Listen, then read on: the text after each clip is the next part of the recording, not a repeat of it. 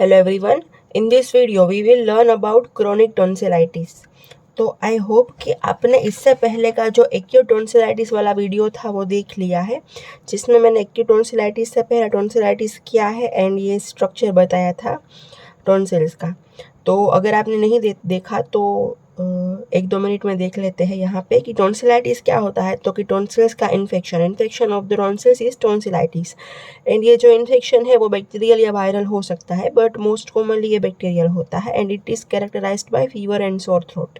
ठीक है, फिर उसमें हमने ये भी देखा था कि टॉन्सिल्स में क्या होता है, तो कि सबसे बाहर की तरफ एपिथेलियम होता है, फिर क्रिप्ट्स होती है एंड अंदर मेन क्या होता है, तो कि अंदर लिम्फेटिक टिश्यू होती है। ठीक है, तो टॉन्सिल्स के अंदर सरफेस एपिथेलियम, ये वाली जो है वो क्रिप्ट्स एंड लिम्फेटिक टिश्यू ये होता है। तो अब हम देखते हैं क्रोनिक टॉन्सिलाइटिस के बारे में। तो क्रोनिक टॉन्सिलाइटिस की इटियोलॉजी क्या है, तो इट में भी सबसे पहले यही आता है। हमने एक्यूट टॉन्सिलाइटिस के कॉम्प्लिकेशन में भी देखा था कि अगर एक्यूट टॉन्सिलाइटिस को हम ट्रीट ना करें या बार बार से एक्यूट टॉन्सिलाइटिस के अटैक्स हो रहे हैं तो ये क्रोनिक टॉन्सिलाइटिस भी बन सकता है। तो कॉम्प्लिकेशन ऑफ एक्यूट टॉन्सिलाइटिस। ठीक है, उसके बाद सेकेंड नंबर पे क्या है इटियोलॉजी में, तो कि सब clinical infection without acute attack. कोई बैक्टीरिया या किसी चीज़ की वजह से ऐसा इन्फेक्शन हुआ कि एक्यूट अटैक नहीं हुआ, एक्यूट टॉन्सिलाइटिस नहीं हुआ, डायरेक्टली क्रोनिक टॉन्सिलाइटिस हो गया। फिर उसके बाद क्या है कि ये जो कंडीशन है ये मोस्टली चिल्ड्रंस को अफेक्ट करती है एंड यंग एडल्ट्स को अफेक्ट करती है। फिर रेयरली अकर इन पर्सन्स अबव 50 ईयर्स। ठीक है, 50 ईयर्स के ऊपर वाले जो लोग हैं इन लोगों में रेयरली ही ये कंडीशन देखने को मिलती है। फिर उसके बाद क्या है, ये जो टॉन्सिल्स का इन्फेक्शन है वो कहाँ से आ सकता है, तो कि टॉन्सिल्स के आसपास के एरिया में साइनस प्रेजेंट होते हैं, टीथ होते हैं हमारे ओरल कैविटी में। तो अगर साइनस में इन्फेक्शन है, क्रोनिक इन्फेक्शन है, टीथ में इन्फेक्शन है क्रोनिक, तो वहाँ से इन्फेक्शन टॉन्सिल में लग सकता है।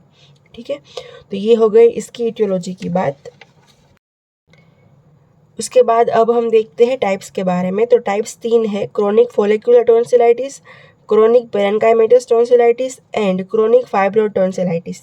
तो आइए देखते हैं कि ये क्या क्या होता है इस टाइप्स में। तो एक्यूट में भी हमने 4 टाइप देखे थे कि superficial tonsillitis, follicular, parenchymatous and membranous. तो इसमें से ये फोलिकुलर एंड पेरेन्काइमेटस वाले यहाँ पे भी है, बट क्रोनिक है, वो एक्यूट थे। ठीक है, एंड फाइब्रोइड यहाँ पे एक्स्ट्रा है। तो अब हम देखते हैं कि इसमें क्या होता है। तो कि ये फोलिकुलर वाले स्टेज में क्या होगा, तो कि जो टॉन्सिल्स की क्रिप्ट्स है ना, हमने देखी थी यहाँ पे कि ये जो टॉन्सिल्स की क्रिप्ट्स है, उस टॉन्सिल्स की क्रिप्ट्स में से फुल्ली चीज़ी मटेरियल बाहर आ रहा होगा। ठीक है, टॉन्सिल्स की क्रिप्ट्स में से चीज़ी मटेरियल बाहर आ रहा होगा एंड वो टॉन्सिल्स के सरफेस के ऊपर येलो स्पॉट्स की तरह दिखेगा। ठीक है, येलो येलो स्पॉट्स दिखेंगे हमें। तो ये फोलिकुलर वाले स्टेज में क्या होगा, तो कि टॉन्सिल्स की क्रिप्ट्स में से चीज़ी मटेरियल बाहर निकलता हुआ दिखेगा हमें एंड वो हमें येलो येलो स्पॉट के जैसा दिखेगा टॉन्सिल्स के ऊपर।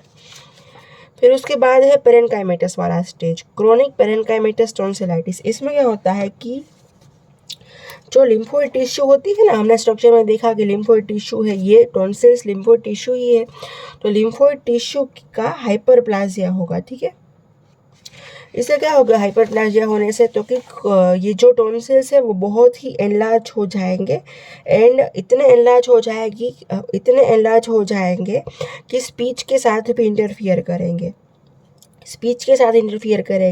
फिर डिग्लूटेशन में प्रॉब्लम क्रिएट करेंगे एंड रेस्पिरेशन में भी प्रॉब्लम क्रिएट करेंगे, इतने एनलार्ज हो जाएंगे ये टॉन्सिल एंड इसकी वजह से स्लीप एपनिया के अटैक्स भी हो सकते हैं। ठीक है,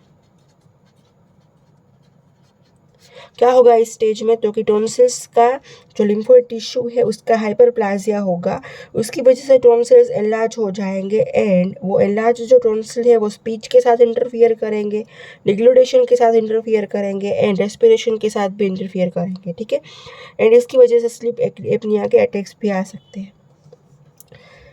फिर उसके बाद ये थर्ड स्टेज है क्रोनिक फाइब्रोइड टॉन्सिलाइटिस। इसमें क्या होता है, तो कि इसमें टॉन्सिल्स की साइज़ स्मॉल होगी। इस सेकेंड वाले स्टेज में टॉन्सिल्स की साइज़ इंक्रीज हो जाती थी, बट इसमें ऐसा नहीं है, इसमें टॉन्सिल्स की साइज़ तो स्मॉल ही होगी। ठीक है, तो फिर क्या होगा, तो कि टॉन्सिल्स की साइज भले ही स्मॉल हो बट उसमें इन्फेक्शन तो फिर भी देखने को मिलेगा ही, एंड रिपीटेड अटैक्स देखने को मिलेंगे सोर थ्रोट के, उस पर्सन को बार बार से सोर थ्रोट हो रहा होगा। ठीक है, अब हम देखते हैं इसके क्लिनिकल फीचर्स। तो क्लिनिकल फीचर्स में सबसे पहला क्या है, तो कि सोर थ्रोट होगा इस इंसान को। ठीक है, रिपीटेडली सोर थ्रोट देखने को मिलेगा। फिर थ्रोट में इरिटेशन हो रहा हो ऐसा फीलिंग आएगी, इरिटेशन इन द थ्रोट, कफ भी देखने को मिलेगा साथ साथ में। फिर माउथ में बेड टेस्ट हो जाएगा, वो पर्सन आके हमको बोलेगा कि मेरे मुंह में कुछ अजीब सा टेस्ट आ रहा है। फिर उसके बाद क्या है, हेलिटोसिस। हेलिटोसिस मतलब क्या, तो कि उसकी ब्रीदिंग में से कुछ अजीब सी खराब स्मेल आएगी। ठीक है, फिर उसके बाद क्या है कि इसकी स्पीच थिक हो जाएगी अगर टॉन्सिल्स एनलार्ज हो गए होंगे तो। फिर डिफ़िकल्टी इन स्वोलोइंग, हमने अभी टाइप्स में देखा ना, सेकेंड जो टाइप था उसमें कि स्पीच के साथ इंटरफियर करेगा, स्वोलोइंग में डिग्लोटिशन में इंटरफियर करेगा, तो स्वोलोइंग में डिफ़िकल्टी होगी। फिर उसके बाद क्या है कि जब टॉन्सिल्स बहुत ही एनलार्ज हो जाए एंड ऑब्स्ट्रक्टिव हो तो उससे रेस्पिरेशन ठीक से नहीं हो जाएगा, सॉरी रेस्पिरेशन ठीक से नहीं हो पाएगा, तो उसके लिए उसकी वजह से क्या होगा, तो कि चोकिंग जैसी फीलिंग आएगी। ठीक है, वो अच्छे से सांस नहीं ले पाएगा। उसके बाद देखते हैं हम कि एग्जामिनेशन करेंगे तो हमें क्या क्या देखने को मिलेगा। तो एग्जामिनेशन करेंगे तो हमें टॉन्सिल्स एनलार्ज हो गए हो ऐसा देखने को मिलेगा। फिर उसके बाद है कि अकॉर्डिंग टू टाइप, जैसे हमने एक्यूट में देखा था ना, वही टाइप से है कि जिस भी स्टेज में ये डिसीज़ प्रेजेंट होगा उस पेशेंट में, उस स्टेज के अकॉर्डिंग हमें देखने को मिलेगा। अब ये केस है, तो कि अगर जो फर्स्ट टाइप था, फर्स्ट स्टेज था फोलिकुलर वाला, उसमें हमने क्या देखा था कि क्रिप्स में से येलो येलो स्पॉट्स निकल रहे होंगे, तो उस स्टेज में होगा तो हम तब एग्जामिनेशन करेंगे तो हमें क्या देखने को मिलेगा, तो कि येलो स्पॉट दिखने को मिलेगा। ठीक है, फिर सेकेंड स्टेज था पेरेन्काइमेटस वाला। अगर हम हमारा जो पेशेंट है वो उसका डिसीज इस स्टेज में है तो क्या देखने को मिलेगा हमें, तो कि टॉन्सिल्स बहुत ही एनलार्ज हो गए हो ऐसा देखने को मिलेगा। फिर थर्ड हमने क्या देखा था, तो कि फाइब्रॉइड वाला, तो फाइब्रॉइड में क्या होगा, तो कि टॉन्सिल्स की साइज़ नॉर्मल होगी, उस पर वो पेशेंट हमें बताएगा कि सोर थ्रोट हो रहे हैं उसको बार बार से। ठीक है, तो वही है कि फोलिकुलर टाइप में क्या देखने को मिलेगा हमें, तो कि येलो स्पॉट देखने को मिलेगा टॉन्सिल्स के सरफेस के ऊपर। फिर ये सेकंड में हमने क्या देखा था कि फाइब्रोड टाइप में क्या देखने को मिलेगा, तो कि चीज़ी मटेरियल बाहर आ रहा हो ऐसा देखने को मिलेगा। ठीक है, तो बस वो आपको अलग से याद नहीं रखना है, ये टाइप्स जो समझ लिए ना उसी को वहाँ पे लिख देना है कि भाई जिस भी स्टेज के अकॉर्डिंग हमने जो जो समझा है वही वही देखने को मिलेगा। फिर इसके बाद क्या है, तो कि फ्लशिंग ऑफ एंटीरियर पिलर्स, ये आपको याद रखना है। दो तीन ऐसी चीज़ें हैं कि जो क्रोनिक टॉन्सिलाइटिस के लिए स्पेसिफिक है, तो उसमें से एक ये है कि फ्लशिंग ऑफ एंटीरियर पिलर्स।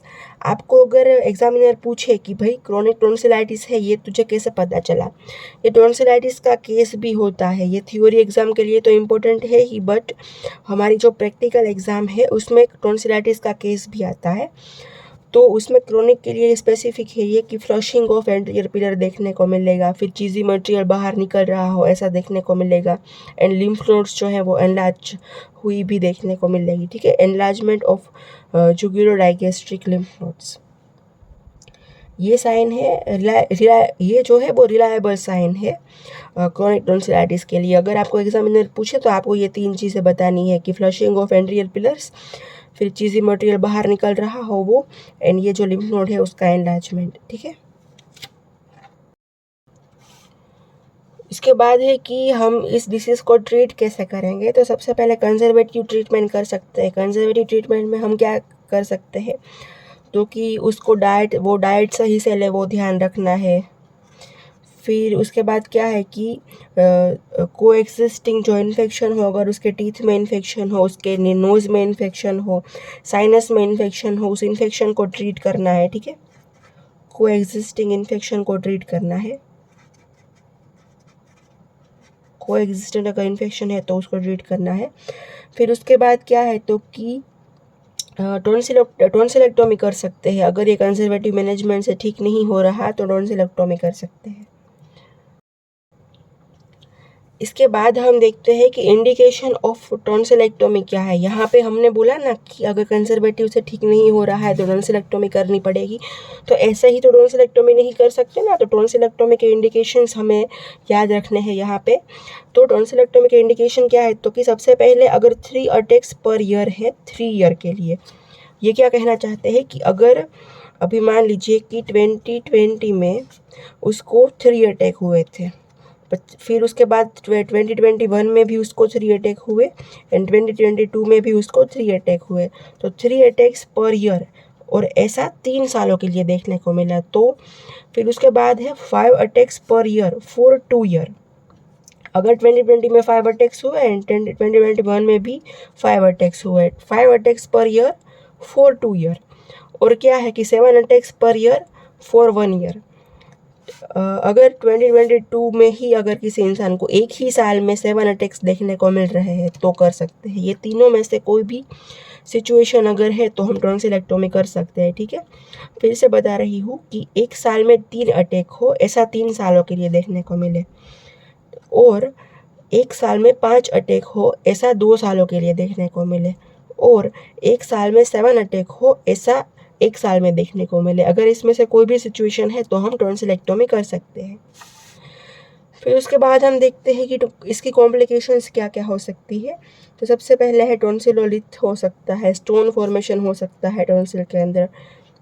फिर उसके बाद क्या है तो कि टॉन्सिल सिस्ट हो सकता है, टॉन्सिल में सिस्ट का फॉर्मेशन हो सकता है, एब्सेस हो सकते हैं, पेरिटॉन्सिलर, पैराफेरेंजियल या इंट्राटॉन्सिलर एब्सेस हो सकते हैं, रूमेटिक फीवर हो सकता है अगर बीटा हिमोलाइटिक स्ट्रेप्टोकोकाई का इन्फेक्शन है तो, ठीक है। आई होप आपको क्रोनिक टॉन्सिलाइटिस के बारे में आइडिया आ गया है। अगर कोई डाउट है तो मुझे कमेंट सेक्शन में पूछ सकते हैं। टॉपिक सजेस्ट करना हो तो भी कर सकते हैं। Thank you.